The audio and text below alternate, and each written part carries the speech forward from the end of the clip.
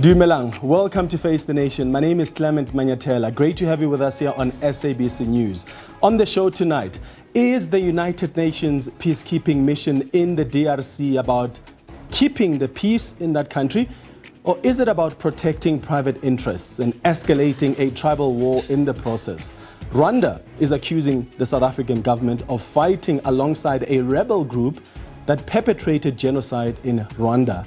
And the country says it's ready for a confrontation with South Africa should it be necessary. The tensions between Rwanda and South Africa have escalated. So what's the way forward? The Rwandan Foreign Affairs Minister Olivier Nduhungirehe joins us tonight. Also on the show, what should South Africa's response be to the threats from Rwanda? International Relations Minister Ronald Lamola joins us tonight. But first, my comment.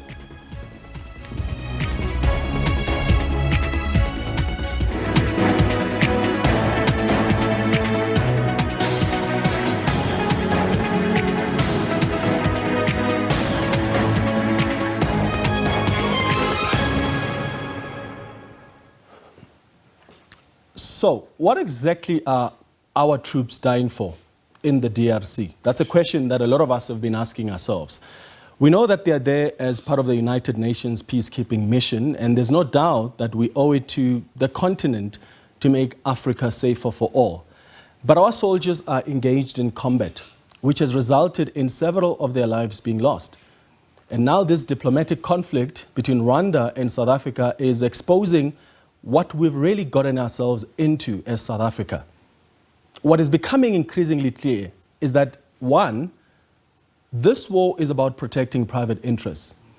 There are foreign interests who want a piece of Goma. I mean, Goma is a major city of probably more than 1 million people in the east of the DRC, on the border of Rwanda and the shores of Lake Kivu. It's an important trading and transport hub within the mining towns, supplying metals, they're supplying minerals that are high in demand, such as gold, tin, coltan, which is a key component of mobile phones and batteries for electric vehicles. And the DRC, the M23 rebels, Rwanda, and foreign forces want a piece of that. But two, it's becoming increasingly clear that this is also a tribal or ethnic war. Goma is home to the Tutsis, who were victimized during the Rwandan genocide. The M23 rebels are Tutsis, who we are told were once part of Paul Kagame's forces, who fought against the Hutus 30 years ago. Now, the FDLR is a rebel group that is active in the DRC, which wants to overthrow the Rwandan government. They are Hutus.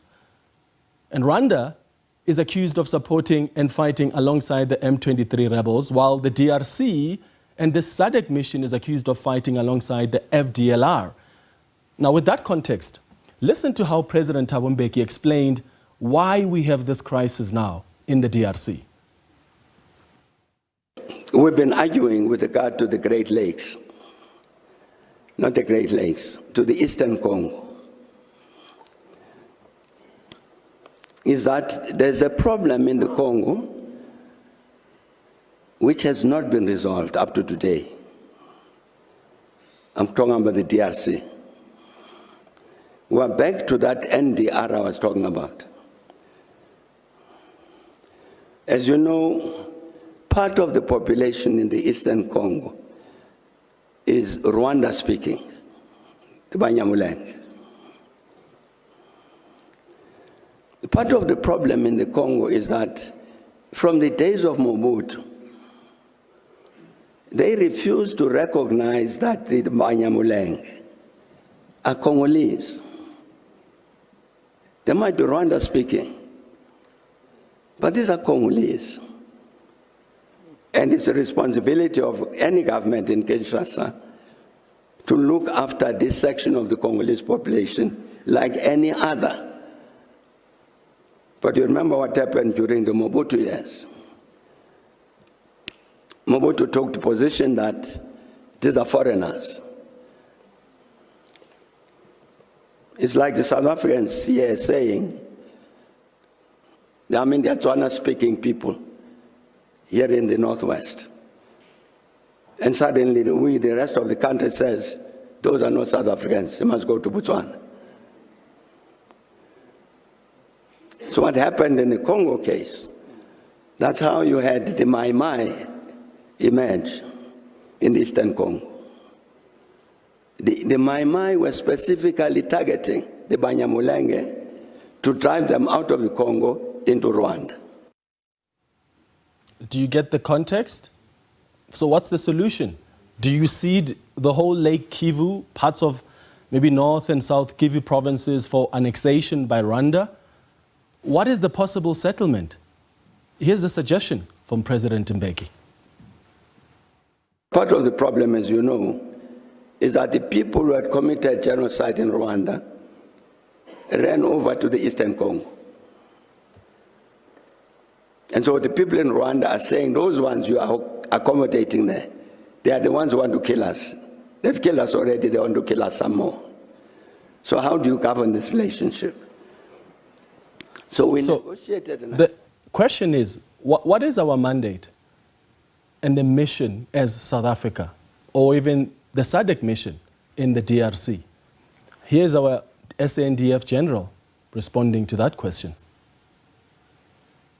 SAMI DRC and FIB, which is a component of MONUSCO, were both deployed with the mandate, among others, to support the Democratic Republic of Congo in neutralizing negative forces and armed groups in the Eastern DRC in order to restore and maintain peace and security and create a secure environment.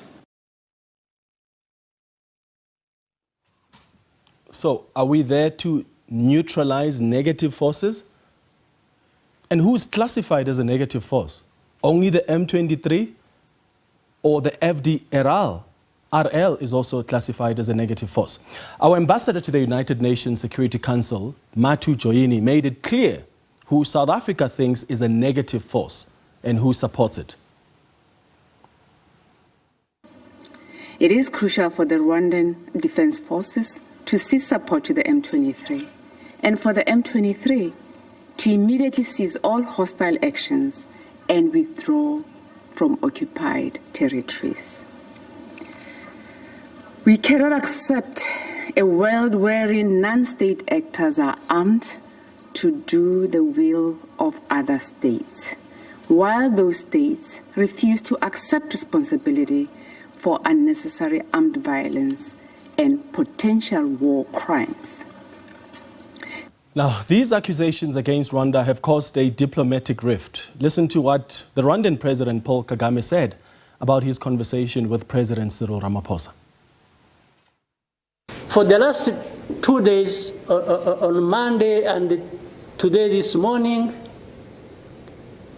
I spoke with the President of South Africa, who sought me out to speak with me on this matter because of their involvement in Eastern Congo. And he's also there pretending to be playing a peacemaker role, and he has a force that has been fighting alongside FDLR and has been fighting the M23 on the instructions of Tshisekedi, because these are people who are not supposed to be in Congo, that these are from Rwanda, or the M23 are not Rwandans, please. These are Congolese, and one time he accepts it, then another time he says no, part of it is yes, and then the other part is from Rwanda, and these are He keeps on going. And how do we, leaders of our own countries, accept this to go on forever and just accept that we shall be manipulated by Tshisekedi or whoever is supporting him? And South Africa dares even issue threats about what is likely to happen after that, and so on and so forth. Of course, we will see what threats they are talking about. We will see what threats they're talking about. Now, Rwanda seems to be ready for any possible confrontation. In fact, the Rwandan government said if SA soldiers get killed in the DRC, they would be a legitimate target because what are they doing in the DRC? When I asked the spokesperson for Kagame earlier today if Rwandan troops, if Rwanda supports the M23 rebels, she said, we understand what the M23 is fighting for. We have one enemy, a common enemy. What's clear from this whole escalation is that a military operation won't solve this problem. A political solution will. But is there political will to solve it? Because one thing is certain, and it's that our troops need our unwavering support, and their safety, whatever happens, must be prioritized. So what we're asking you tonight is, what do you think should be the approach of the South African government given this escalation? How should we respond to President Paul Kagame? And do you think that Rwanda is justified to have military presence in the DRC? Because it claims it's protecting itself and its citizens who are in the DRC.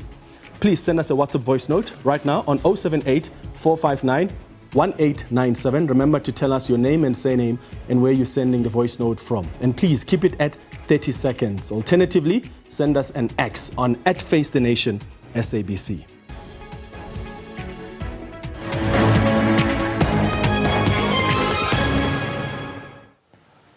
All right, let's start that conversation now with the Rwandan Foreign Affairs Minister who's joining us now via Zoom, Olivier Nduhungirehe. Thank you so much for making time for us, Minister. Good evening. Good evening. Thank you very much for having me. What upset President Paul Kagame so much that he basically called President Cyril Ramaphosa a liar? You know, as President Paul Kagame said, there were two phone calls between the two presidents on Monday and yesterday. Actually, those phone calls were cordial, and they discussed substantive issues without blame game or any accusation.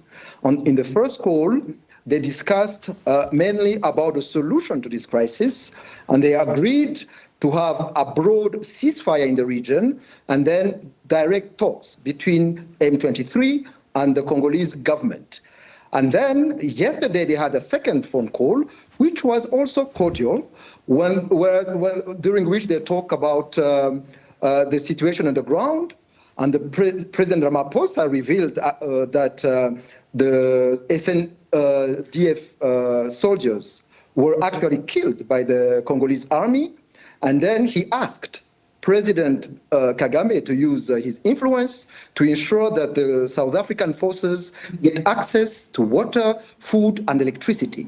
And then we were surprised what we saw in the media by the Minister of Defense of South Africa, and even a tweet by President Ramaphosa, first calling Rwanda Defense Forces a militia, which we are not, because it's an army.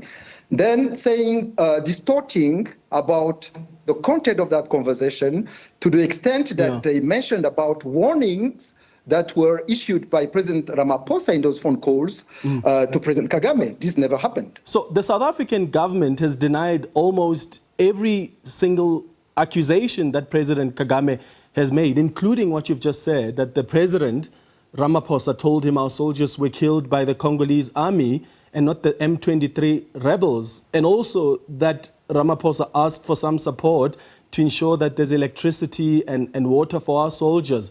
The South African government is denying that. So who's not telling the truth? The South African government should ask President Cyril Ramaphosa, because it's what he said. Is there evidence of that? Was the call recorded? There is evidence of that. Are you but I'm really surprised that at this level, government officials can deny the content of a conversation between heads of state. I can understand criticism or a difference of views, but when we reach a point of distorting what two heads of state have told each other, it's really serious. And it is going to confuse efforts to really find some common ground in that region, particularly in the eastern DRC. So as the Rwandan government, are you prepared to release that evidence that shows and illustrates that our president made those comments to clarify this? Because we're all asking ourselves, who's lying here? Frankly speaking, this is not what we should be doing at this stage, to say who is lying or not. We are talking about two heads of state who are involved in a situation that need to be solved. And actually, the first phone call was really cordial and positive, because the solution was there. Ceasefire, broad ceasefire in the whole region, and then having political talks. President Ramaphosa even promised to talk to his Congolese counterpart to ensure that there is evolution in his mind about the talks with the M23, which will solve the crisis once and for all. Okay, but if it gets there, Minister, and I understand, I mean, we shouldn't be talking about evidence and who should be proving what, but if it gets to a point where there's clarity that is sought, either from SADC or from the eastern region, you are willing to demonstrate as Rwanda that the president did utter those words? He did say that, and then for now, we are not going into this quarrel about evidence or not. Okay. What we want really is to have a serious discussion about the solution to this crisis. Okay. You have maintained as Rwanda that a military operation won't solve this problem in the DRC. A political solution will. If you maintain that, why do you have the Rwandan Defense Force then in the DRC? But you remember in 2013, there was this military solution that was imposed with this MONUSCO FIB force, which was already having the South African contingent. But after that, there was no political solution to address this crisis, so that the war resumed in October 2021. So the military solution failed, and then we cannot make again the same mistakes and hoping having different results. So this time around, it's now or never to think about a broad political discussion between the government and the M23 to address the root causes of this conflict, which include the marginalization of persecution of the Congolese Tutsi in Eastern DRC. So if the SADC mission does, let's say, agree to withdraw the soldiers, are you prepared as Rwanda to also withdraw from the Eastern DRC? You remember that on 25th of November, the ministers of foreign affairs of the three countries under the Rwanda process, ministers of Angola, Rwanda and DRC, we have signed a concept of operation for the neutralization of the FDLR and for the review or lifting of Rwanda's defensive measures. This is the way to go. We had security concerns between the two countries. Now we have to implement that, but beyond the FDLR, because FDLR is not alone.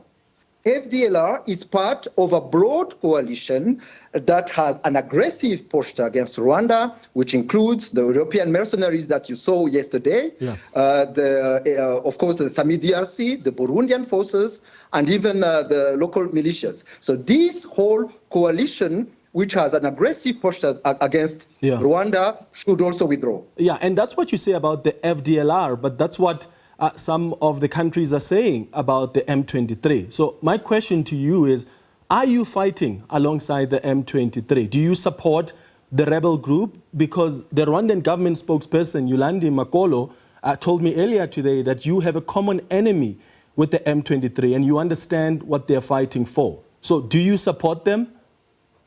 But the FDLR should not be an enemy of Rwanda or M23 alone. This is a genocidal movement that should be an enemy of South Africa and the whole international community. How could anyone be allied with a genocidal movement? How could South African forces be allied with the murderers of more than 1 million of our people. And This is not understandable. I will ask the South African Foreign Minister that question, Minister, but I'm asking you a question that's directed to the M23 rebels. Are you, as Rwanda, supporting the M23 rebels? Rwanda has defensive measures to protect its population because there is a threat, a permanent threat that was fueled by President Tshisekedi, who has said on several occasions that he wants to overthrow the government of Rwanda, he wants to bomb Kigali. And actually, we have received information that it was just a matter of days, of weeks. So I think this is the reason why we have our offensive measures, and those measures will stay in place until the threat is removed. Are part of your defensive measures to support the M23 rebels? We support the Rwandan people. We support our border to avoid any kind of aggression by this coalition. Okay. I think that says a lot, Minister. Let me ask it this way then. If the M23 rebels kill South African soldiers, will you condemn them? There is a say that if you, with the ifs, you can put Paris in a bottle. So this is a hypothetical question. What I know is that President Ramaphosa told President Kagame that the South African forces were killed by the FRDC, not the M23.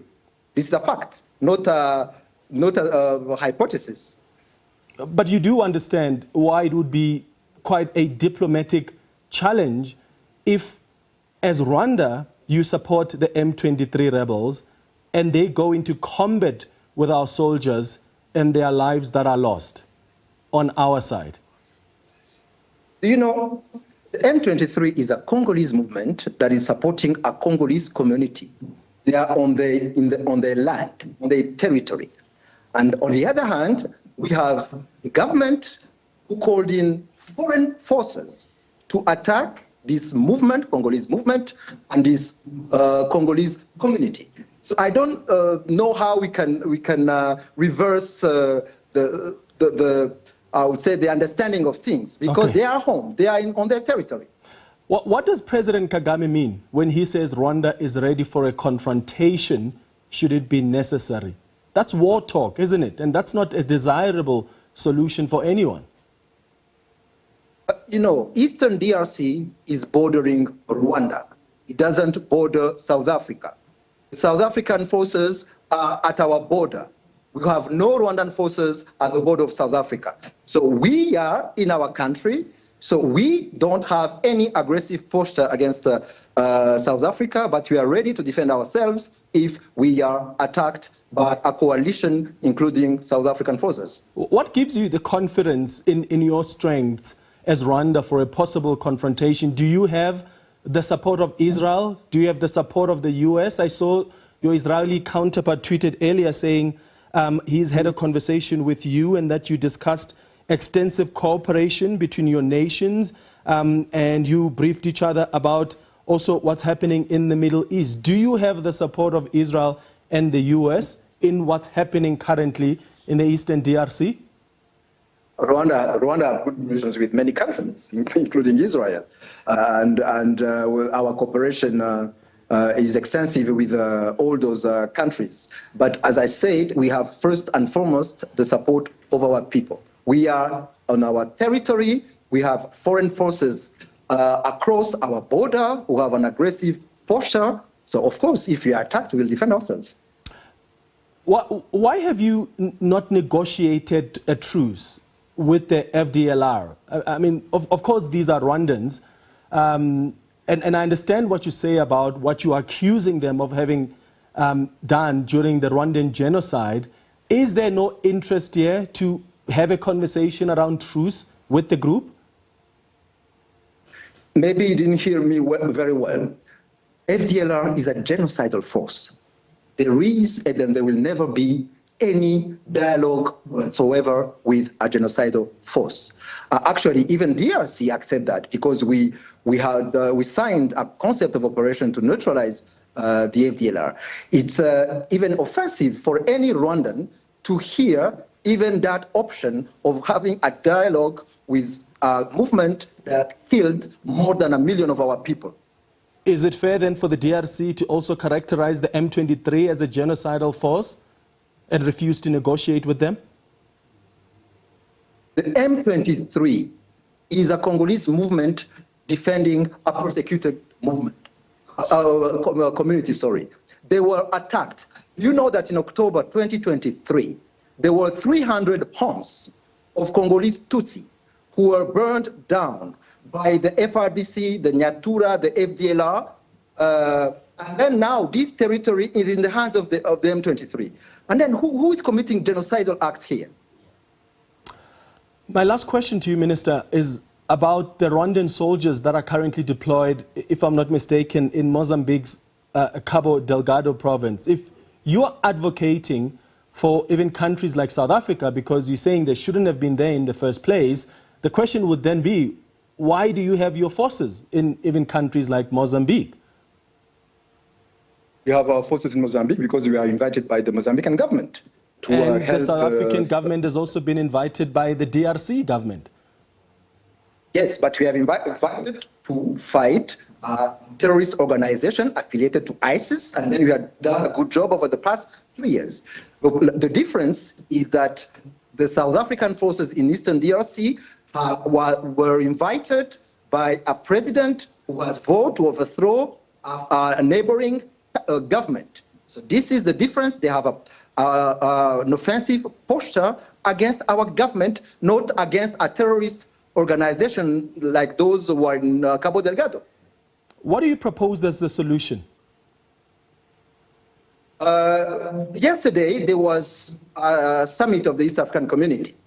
There were 3 important decisions that were taken. First, ceasefire, cessation of hostility. Second, that the government of DRC needs to negotiate with the M23.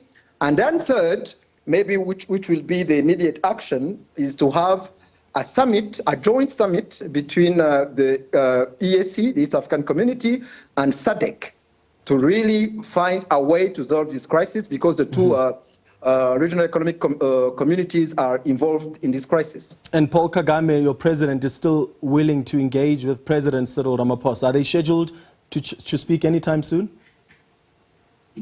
Not that I'm aware of, but I believe that talks between leaders will continue in order to find a political solution to this crisis. All right.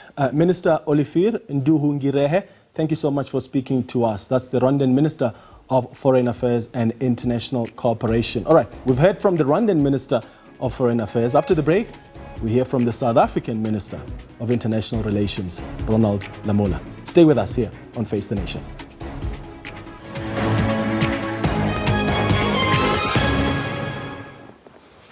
Welcome back. There are diplomatic consultations behind the scenes to try and ensure a de-escalation of tensions between South Africa and Rwanda. Meanwhile, the Southern African Development Community leaders are expected to have an extraordinary summit on the current situation in the DRC.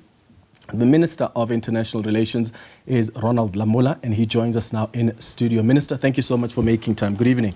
Good evening, Clement, and to the viewers at home. Has the president spoken to the Rwandan president since he accused him of lying? No, he hasn't. Does he plan on doing that? Yeah, the president remains available to engage with the President Kagame or any leader in the continent who is aimed to find a long-lasting, peaceful solution. And as you are aware, he had engagements with the President Lorenzo of Angola, who is a leader of the peace initiative as a champion of the AU on this matter. And there was supposed to be some agreement between Rwanda and the DRC on the 15th of December. And unfortunately, that could not materialize. We find ourselves in this situation. But as South Africa, we're not a warmongering country. In all our peacekeeping missions, or in all our missions in the last 30 years, we have been deployed there to maintain peace, to help processes of rebuilding in countries like in the DRC, like in South Sudan, and other countries of the continent. Yeah. And that has been the diplomatic core of South Africa. You will also remember that even the current state that we have in the DRC itself, it was a product of South Africa's intervention since that period. And we have been doing so deliberately because we understand that there cannot be any economic prosperity in the continent without us silencing the gun in the continent. And that is the broad mandate that South Africa continuously export to the continent, but we do so through the regional structures like SADC and in some situations through the UN Security Council resolutions. And we'll talk more about this mission as part of the United Nations peacekeeping. Now, this is a diplomatic conflict. It's not looking good, whichever way you look at it. You've just heard your counterpart in Rwanda, the Minister of Foreign Affairs there, who insists that President Cyril Ramaphosa told their President Paul Kagame that it wasn't the M23 rebels that killed our soldiers. It was the Congolese army. He also insists that President Cyril Ramaphosa asked for support from the Rwandan president for our soldiers. Yeah, I think this is where we need to exercise refrain and calm in the diplomatic environment. And that is the reason why you will have observed the South African government, while we communicated all along on this matter, but we have been measured. We are intending and continuously ensuring that the processes that are currently unfolding at the diplomatic level must not be jeopardized by inflammatory statements. And it is for that reason that the engagements between the two heads of state must remain dignified, whatever that they've agreed upon. The context of the engagement, the core of it, was the cessation of hostility, was the diplomatic engagement, was dialogue towards finding peace. And I understand that some things might have fallen through the cracks and so forth after that. But the core of the message, Clement, and that is what is important for the viewers. And that is the reason our president made the call, because the key issue he wants and that he is continuously pursuing, which he has done now, he has done before. As I said, he went to Angola to engage with President Lorenzo. He engaged with President Tshisekedi in the DRC. And he continuously engaged with all the role players in the East Africa region. You will also remember early last year, he went to Uganda and so forth, because he understands that this is a regional conflict that can only be resolved through diplomatic, political engagement. If the president has been measured and dignified in how he's been dealing with this matter, why did he refer to the Rwandan Defence Force as a militia? Because that seems to what also upset Paul Kagame. Yeah, you will know in my interview this morning, I did mention that that could have been handled differently. We know that in terms of the UN reports, experts' reports of the United Nations presented to the Security Council of the UN, referenced by the Secretary General, there is clear evidence, according to those reports, that the Rwandan government does support the M23. And that is a reality. Yes, but and I'll get to the support. I'll get to the support in a minute. So, yes, what I mean I'm still on this issue that we could have handled it differently in terms of the Rwandan Defence Force. And but you can hear, I call it the Rwandan Defence Force. Yeah. Yes. So, and the reason I'm asking there, I'm not just trying to nail you on it. I just want to understand what happened, because you know that in diplomacy, how things are communicated is actually quite crucial. How was this mistake made? Was it the president who characterized the Rwandan Defence Force as a militia, or was it maybe his team that posted that statement? Because I noticed that it's now been deleted from the website. Yeah, obviously that will be for the presidency themselves to clarify. But what I'm saying is that it could have been handled differently. It is always characterized as the Rwandan Defence Force.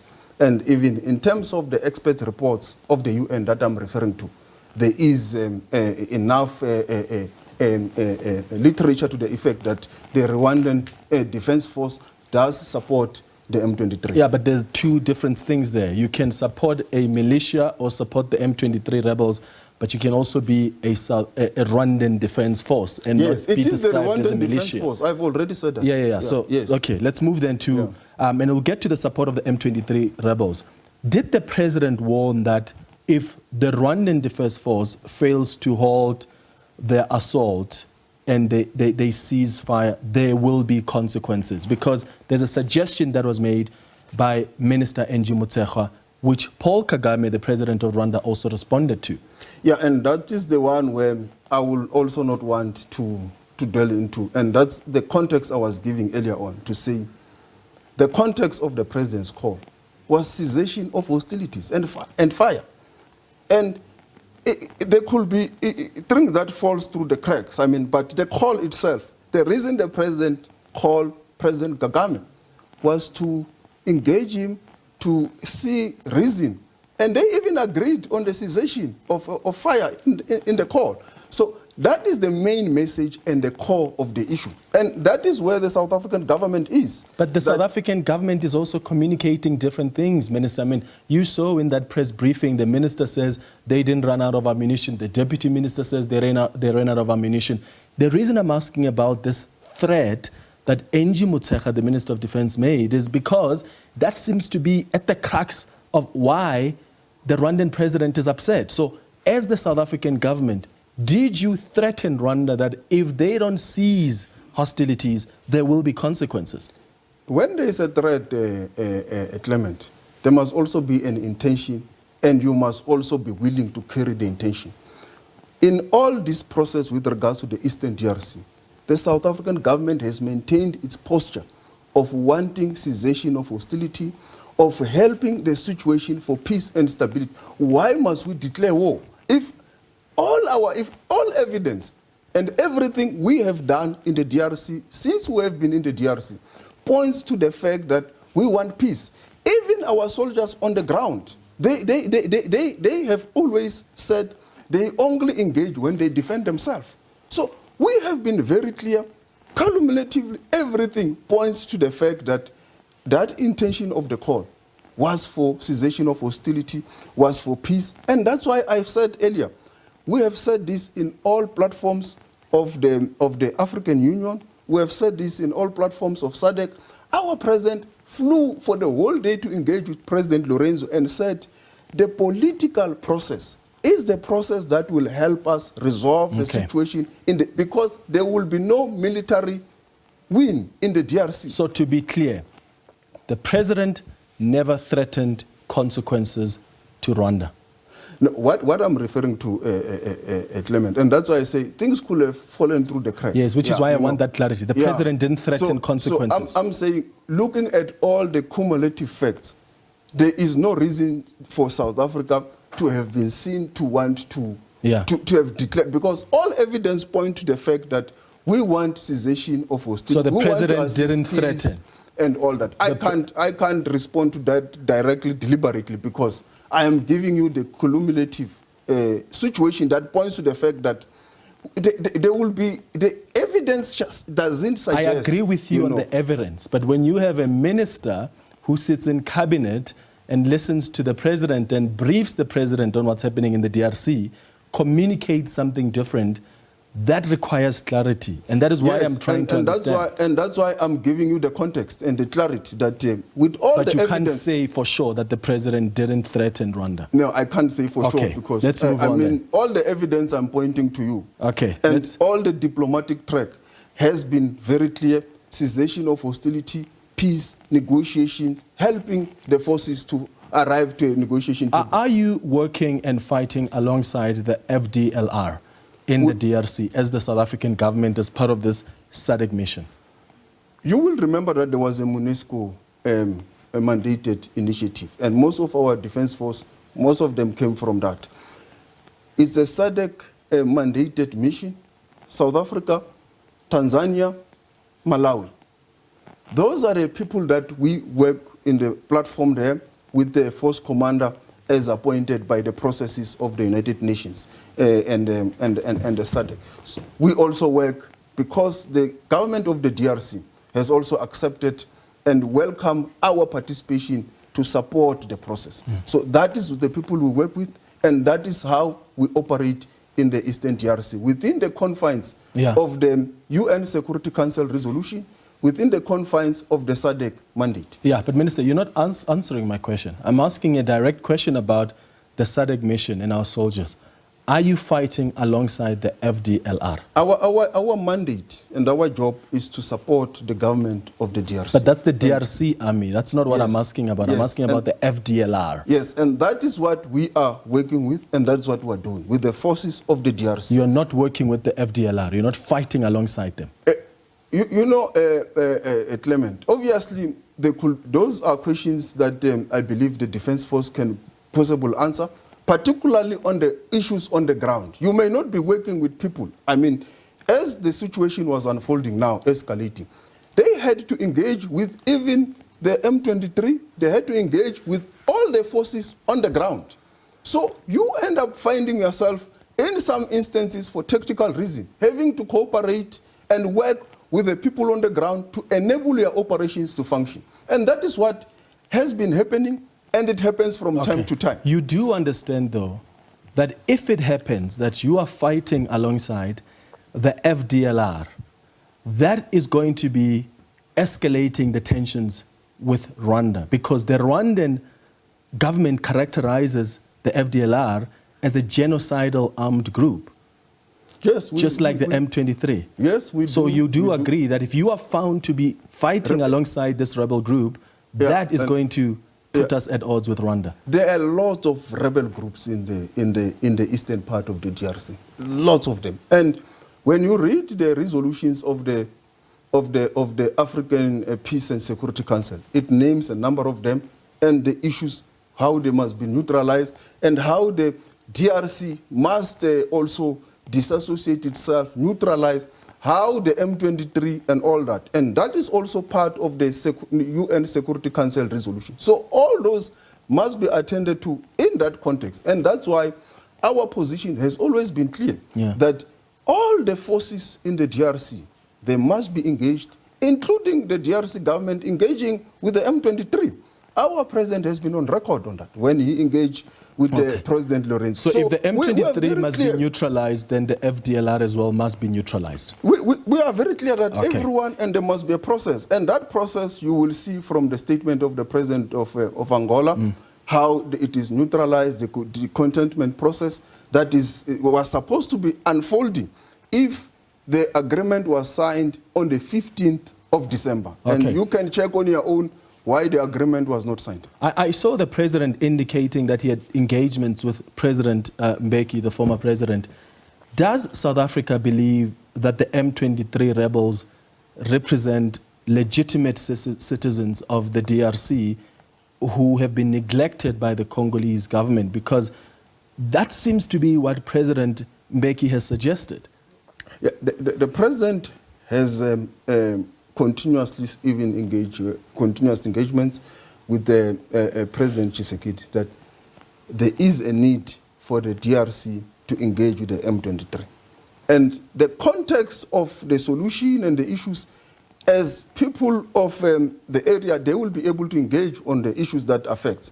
But what is also very clear, Clement, from all the processes that South Africa has been involved in since the Global Peace Agreement in Sun City that was brokered by former President Mbeki, is that there are socio-economic challenges in the Eastern DRC that needs to be attended to by the DRC government, and in certain situations when there are proper engagements and the ceasefire has been agreed upon, maybe an engagement also with Rwanda, how these difficulties must be resolved is also necessary.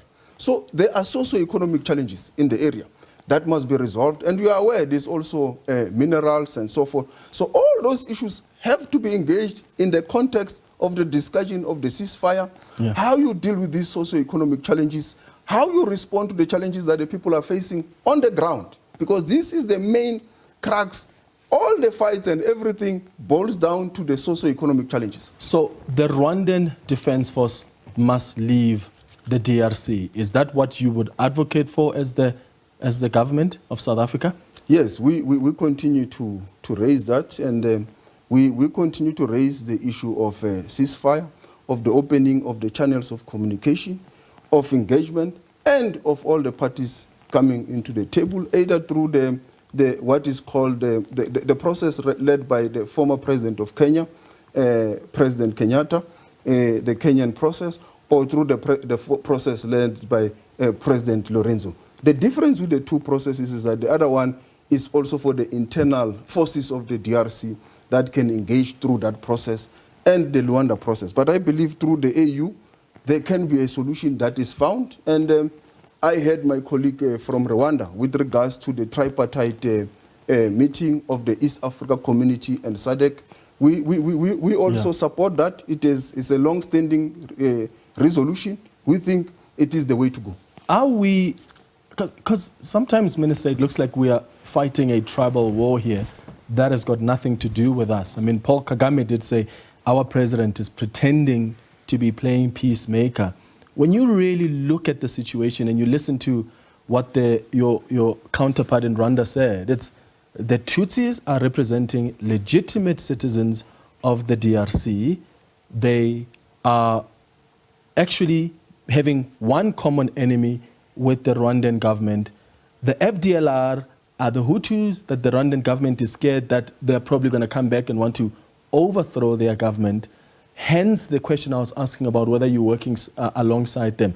Do you think that we could be fighting here to protect private interests or to also be in the process of being the escalating tribal tensions? There is no war in Africa, Clement, that has nothing to do with South Africa. We are a receiving country. You know where you are seated, that the majority of in any conflict in the African continent, we are the most receiving country. So we have got a duty and a responsibility to play our role in peacekeeping in the African continent. And we could not be said to be pretending. It means we will have pretended for 15 years.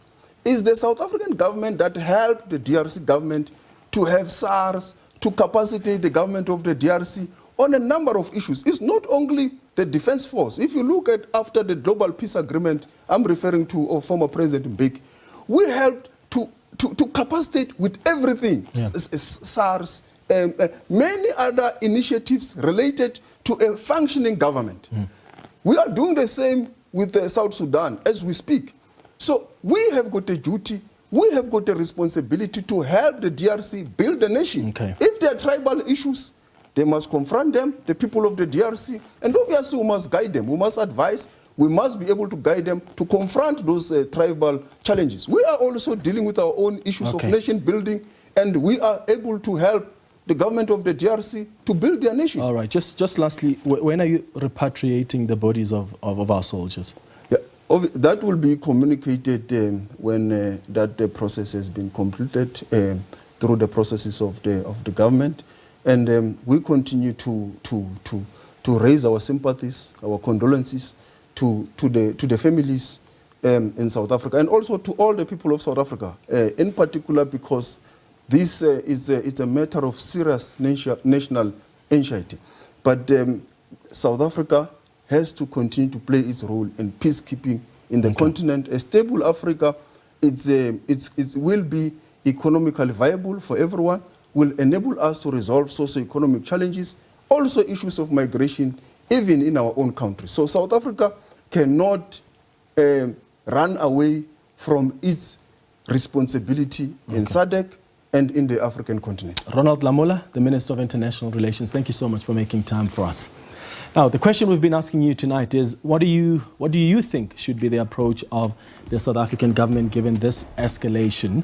Vuyo on Twitter says, good evening, Clement. A political solution is the only way to go in this conflict. All it needs is just a will from our heads of states. We can't continue losing people over something that can be resolved verbally.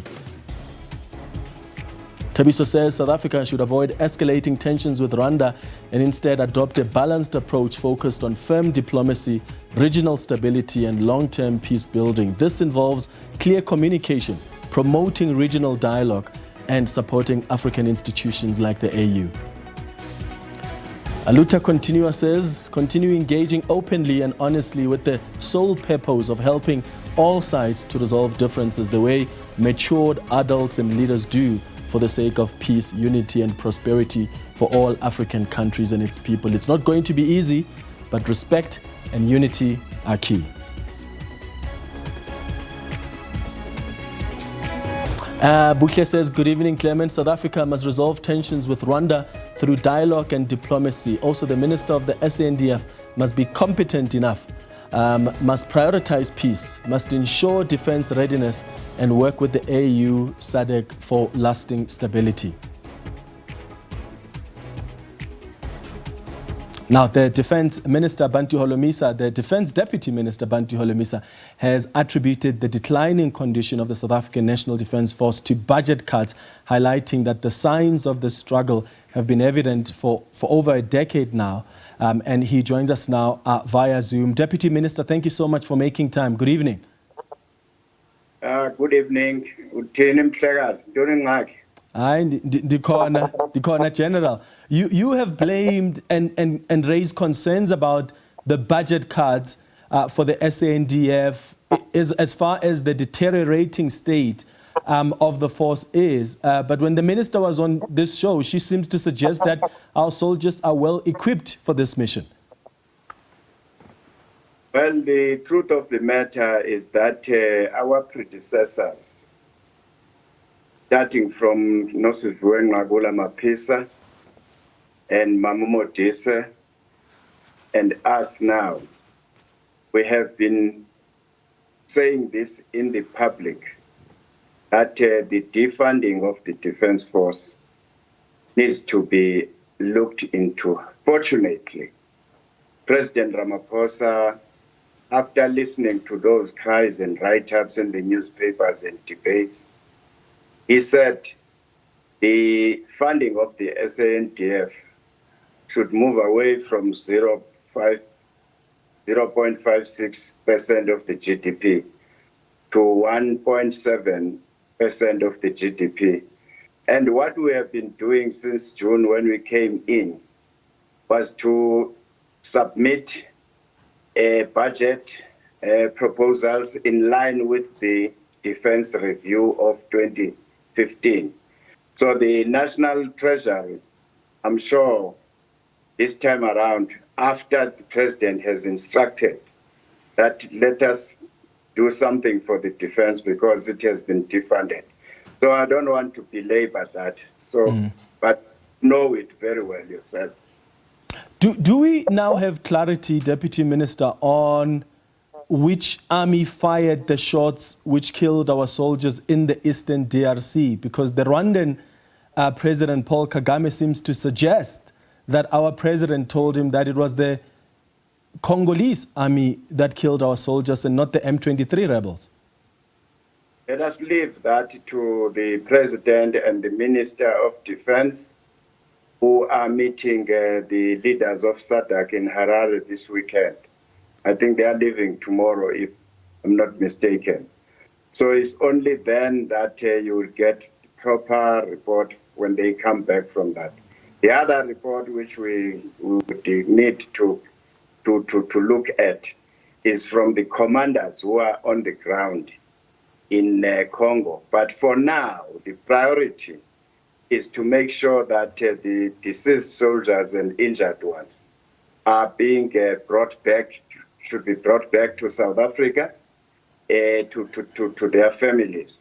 But of course, this is a tedious exercise because one has to look at the post-mortem, wait for that process, and then the Defence Force of South Africa, Congo, as well as United Nations, are following the procedures, and they are going to have a passage, given a passage, to bring back those families. The Defence Force, as we speak, is planning logistics now on how to do that exercise. So, but they kept informed. And when are we expecting that process could maybe be completed to then allow for that repatriation of the bodies to continue? Are you looking for over a week? Is it something that could take a month? No, it should take a few days, especially that the call by President Ramaphosa to Kagame to stop fighting each other or fight that their soldiers fight our own. That ceasefire has been holding in the last 48 to to 72 hours. So let us wait and don't put much pressure, because the situation is not controlled by us. It's the United Nations, the SADC, which is going to arrange for our troops to come back. But some of those troops, as you know, have got insurance policies. Therefore, we have to make sure that when their families claim, postmortems should have been done and completed, and everything else. What support do our soldiers have on the ground, Deputy Minister? Yes, it's the Congolese army, but there's a question about the FDLR, which is another rebel group in the DRC. Have we been fighting alongside them? Well, I've never heard that. And as you know, I'm filling you in this post. And I've never heard it, even when I was in the Portfolio Committee for Defense. If it was the case, then it must be at the highest level. But I'm sure it would have been known by the South African Defence Force members. They're employed there, but I've never heard such a thing. Okay. Just lastly, you said just the other day that the army generals indicated last week that they were running out of ammunition and needed reinforcements, but then the minister and the SANDF general said no such call had been made. Do you want to help us clarify that? Well, the minister must have a last word in this department. I'm a junior here, but what I know is that we did send resupplies over the past weekend. So the rest is history. Bantu Holomisa, the SANDF Deputy Minister, thank you so much for making time for us. It's the Minister, the Deputy Minister of Defence, Bantu Holomisa. All right, this is how we come to the end of Face the Nation on this Thursday evening. Thank you so much for watching. We'll be back with you on Tuesday at 8 p.m. Have a good evening. Cheers.